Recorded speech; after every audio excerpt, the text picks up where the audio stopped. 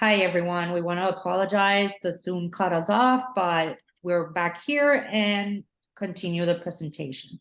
So I was talking about the participants of the research. The research project was presented at the beginning of the semester. Out of 24 students enrolled in the class, 7 volunteered in the study with pseudonyms of their own choice. Arwen, Solilov, Julia, Carlos, Nati, Bailey, and Che Guevara. The following 3 were selected as case studies for this paper. We have Arwen, was 21 and lived in Belo Horizonte. Of all the participants, she was the one speaking that she was shy. She did not expect to become a teacher because she was shy and believed she had to speak quiet in class. Solilov was 22 and came from the countryside. She loves singing in English and become a teacher in the near future. And then lastly, we have Julia, was 23. She was raised in Belo Horizonte. She described her family and her learning of English as a struggle. She had taken the same class with the same teacher the previous semester. She saw herself in the class as stepping on eggs, being cautious of what she would say.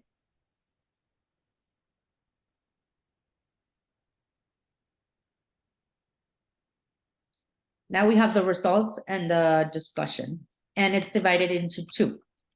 We have interplay of beliefs and emotions in the foreign language classroom, and then we have believing, feeling, and languaging, the case of Arwen and Julia. Okay, so we have the biggest challenge was speaking in English in class. They believed that classmates that they were not acquainted with spoken better English, and this made them feel embarrassed, restraining their use of spoken English and corroborating other studies. The feelings that they had were being shy and ashamed due to the teacher's perceived perspective English or due to the students they thought knew more English. These students' reports were inhibited by what superior strangers would think of them before they said anything. So it was mostly being shy and scared of speaking in public, speaking next to their peers that might know more English than they do, and that's why they felt that way.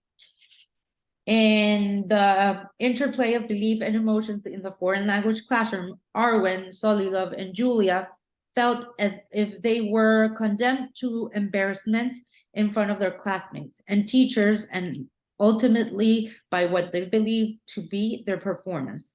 The 3 of them thought that their speaking skills were worse than they actually were, as observation and the videotaped class scene showed. This belief was put in check when they saw their oral presentations during the stimulated recall interview. The classroom at first was construed as a place of discomfort. After a stimulated recall interview, this discomfort and this belief seemed to have changed. So in this interplay belief and emotions in the foreign language classroom, we have 2 images. Images that represent the predominant feelings of Solilov when she tried to speak English in the classroom. Solilov reveals in the first image that she feels happy going to classes, but once she's there, she was afraid of speaking. So you see the first girl that she draw. She came into the class all happy, and then she looks scared in the second image in that same picture.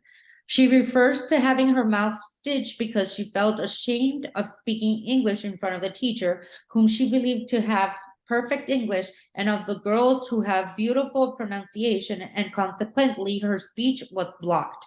So in the second image that you see, it's where she draw herself with stitches in her mouth, like she would feel in the classroom of not being able to speak English in front of her peers. Okay. And Arwen believed herself to be a shy person, and was afraid of speaking English in class. In the second interview, she reported her first university exam. She decided not to speak in class to succeed succeed in her second attempt. She heard classes were hard at the university, which led her to fear not to assign integral skills 1. This fear that was associated with her previous school was a construed belief that not speaking would lead to a successful learning environment. Arwen was constantly inhibited by what others might think when she spoke English in class. The image to the right illustrates her shyness and lack of mouth, might be representing a lack of voice in the classroom. Arwen spoke very little in class, although she would speak quite a lot outside. Her shyness was situated, i.e., restricted to the classroom, in which she was learning to express herself in English. She used to sit next to the door with her backpack on her lap as she would leave the room at any moment. So you can see in the two images, one, she feels shy where there's no mouth, where she didn't speak at all. And then in the other one, she would, but she would still be quiet. Julia was a student with greater intensity in the negative evaluation of her classmate and teacher. Unlike Solilov and Arwen, who had just started their course, Julia was retaking integrated skills 1. Julia's most recurrent phrase during interview was, I am speaking right or wrong? Am I speaking right or wrong? What will they think of me when I speak? Julia was afraid of making mistakes and began being laughed at by her classmates, an experience she had in an adolescence as a negative milestone in her language learning history. Outside of the class, Julia had to demonstrate her knowledge of English to friends and in kindergarten school where she had started teaching. She represented this feeling by being assaulted in the streets.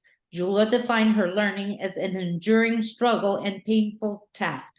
According to the image in class, Julia stepped on eggs, and outside, she felt assaulted when she had to reveal her knowledge of her language. So as you can see in the image, she expressed what she was feeling during the class and outside of class as well.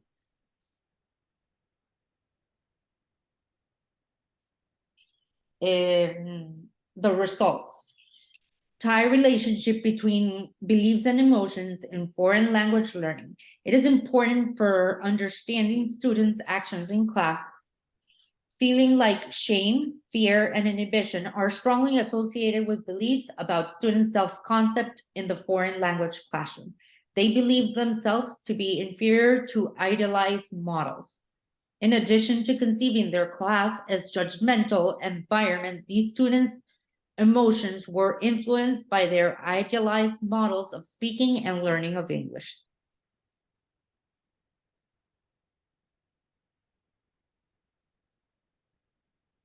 Okay, we have the reflection.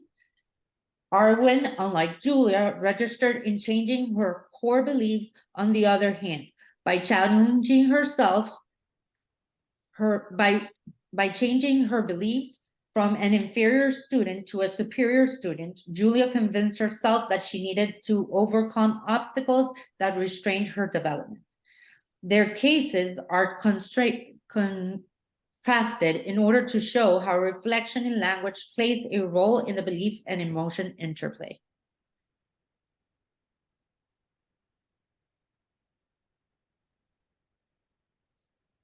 Okay, section 4.2, believing, feeling, and languaging, the case of Arwen and Julia. So through the study, Arwen was able to notice how her shyness affected her oral skills. In our last interview, she stated that although she had not destroyed her weaknesses, she was now aware of them. She was conscious that it was now up to her to change her actions towards reaching her goals. In her words, I think I did not change, and I feel discouraged. By seeing herself in a video during the simulated recall session, she realized that her performance was not as bad as she had imagined. But by the end of our encounter, she kept referring to herself as shy in class. While maintaining her self-concept as shy, she maintained her previous actions and the dynamic of her discouragement, which enforced her disposition of class inhibition. Okay. Arwen represented her learning narrative through integrated skills one that semester. Being shy is presented through the semester. Changing this feeling about herself won't be easy. So she decided to draw herself in each of the months of the semester, how she was feeling and how her progress was going throughout. Okay. Like Arwen and Solilov, Julia had the opportunity to reflect on her learning. She improved her relationship with herself, her classmates, and especially with the teacher who had been her teacher the previous term. Her self-esteem had increased. Like Solilov, Julia turned out to be more self-assured and able to deal with her challenges. She managed to identify where the eggs were and how to overcome her obstacles, but in contrast to Arwen and Solilov, halfway through the semester, Julia experienced other emotions that changed her relationship with the classroom through different experiences with the language and her classmates.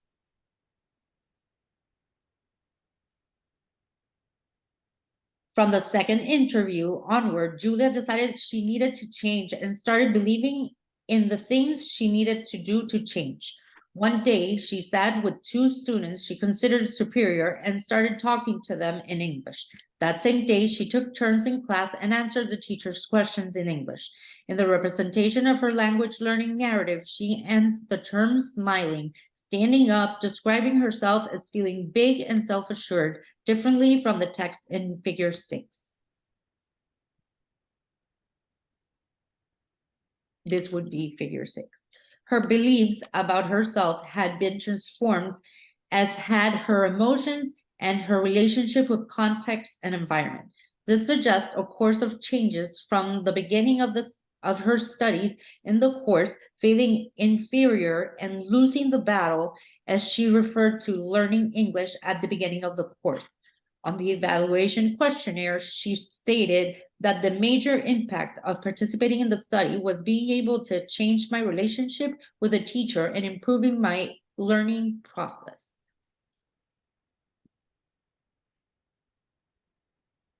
Julia altered her emotions, but changing her beliefs about herself was fundamental for her transformative process and self-esteem strengthening.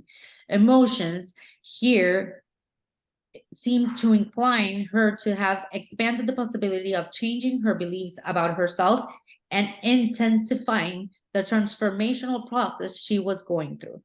From quite an inhibited student, Julia finished the term by taking long conversational turns in the class. Also, by relating differently to her classmates, she started having different experiences that strengthened changes in her beliefs about her classmates as well as herself. Therefore, in her case, by dealing directly with the objects of her beliefs, she was able to experience different emotions and actions that in turn enabled her to construe different beliefs about her classroom environment. Some pedagogical reflections, section 5. So the participants in this study report how important it is to be immersed in learning contexts where they feel open to speaking English without the feeling of being judged by their peers or teachers. When learners subscribe to the idealized models of language learning or to idealized classmates and teachers, they may erroneously interpret their performance and tend to think they cannot speak the language they're learning.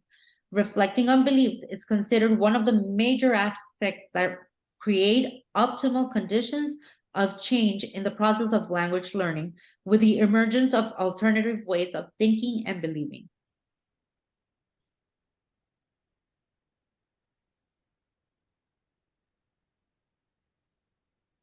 During the implementation of the 3 case studies, Owen, Solilov, and Julia changed their self-perception by language about their learning, beliefs, and emotions.